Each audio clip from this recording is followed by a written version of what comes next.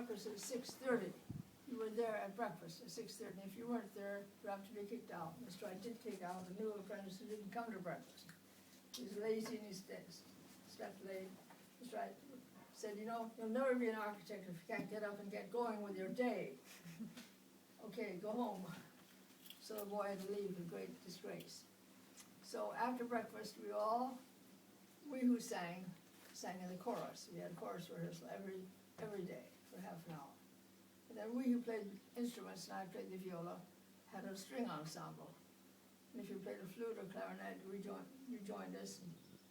And we performed every Sunday night, so we had to rehearse every day in preparation for this Sunday concert. And after the music, which is a very nice way to start a day, we all went out to the vegetable gardens and weeded. And I tell you, when 30 people get on a field, you can get a lot done. And we did. I remember early mornings, we got in a truck and go across the valley to gather potatoes when it's potato harvesting time. That was fun. It's misty and very beautiful. We hopped down off the truck and had sacks and picked up the potatoes. It's quite romantic and beautiful. Lots of romances started that way. People working together, sharing things. That was the beginning of the day. And then after that vegetable period, then you went off to do construction or studio or whatever you were assigned to do, or cook. And for several years, I was a cook. I took a turn a week at a time. That was our routine. And you cooked lunch and dinner. And it wasn't just sandwiches and soup. I mean, every noon you cooked either cornbread, French bread, brown bread, muffins, something good, as well as soup, salad, and main dish. And always a dessert for dinner. Barb pie or apple pie or angel food cake or whatever. We ate very well. And Mr. and Mrs. Wright ate our food. They ate in the little dining room above our dining room. There's a nice story about that. One time I happened to be serving them upstairs, and I overheard quite a violent argument between Mr. Wright and his sister Maganel, who came from New York every summer to spend the summer out here. I lived at Tanideri and did yarn embroidery. She called them yarn paintings. And I have one upstairs in my room, which I'll show you later on. And we'd take her for rides in the country and say, oh, stop right here. And she'd make a quick sketch, and when she got home back to Tanideri, she'd stretch a piece of felt on the stretcher, go out on the front porch, and start embroidering. With beautiful yarns she brought from New York, 15 greens, 6 blues, 4 grays, whatever. Just a tremendous range of beautiful yarn. She had a wonderful color sense. She and Mr. Wright was very close, both artistic. They appreciated each other. Well, anyhow, they're having this big argument. Mr. Wright was saying, you know, Maganel, I want to put a new driveway up to Tanideri. The one that there is goes straight up the hedgerow, in a straight line from the hillside. It's very muddy, always in the spring at the bottom. It just cuts across contour lines. It's not beautiful. And you arrive at Tanideri at the back door. That's not good.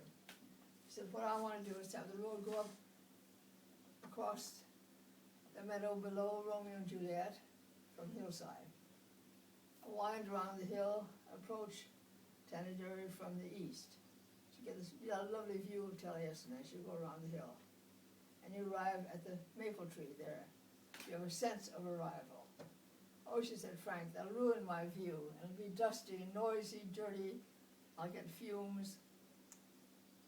She said, it'll be a disgrace to the landscape. He said, nonsense, Maganel. It'll grace the landscape and you won't even notice it.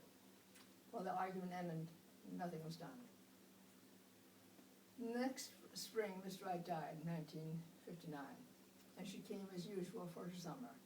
Soon after she came, she had lunch with Mrs. Wright again, and she said, you know, Olgavana, that driveway that Frank wanted to put into Tanideri, I think we should do it. And so Mrs. Wright said, we will. So she sent for Wes right away and said, Wes, remember that driveway Mr. Wright talked about? You can start laying it out right now. So with the bulldozer, he did. And that's the way you now arrive at the house.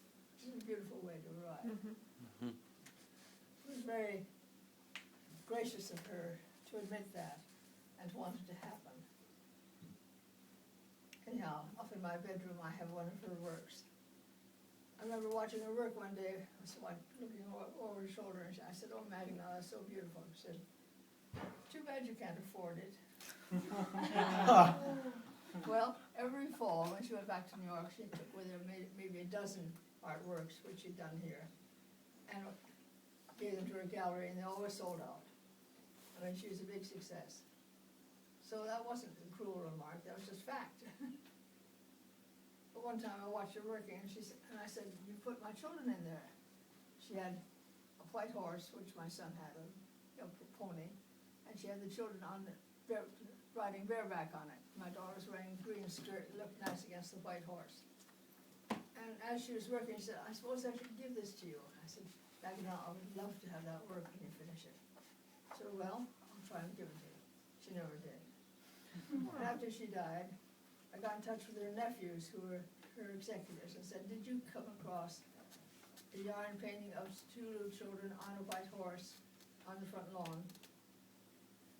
And they wrote me back and said, "You know what, we sold all of Maggie Nell's work without looking at it. So it's gone." So I felt very disappointed. So I was very happy 2 or 3 years later when a friend called me and said, "You know, my sister in Scottsdale has died, and I went down to take care of her materials, her effects, and I decided I came across a Maggie Nell yarn painting, and I thought, you should have it. Would you like to have it?" I said, "I'd love to have it." So I have one now. If you go upstairs on your way out my back door, which is the back door, you'll see it in my bedroom. And you'll see how each yarn stitch of yarn looks like a stroke of a pastel pen or a crayon. Now, she's very artistic.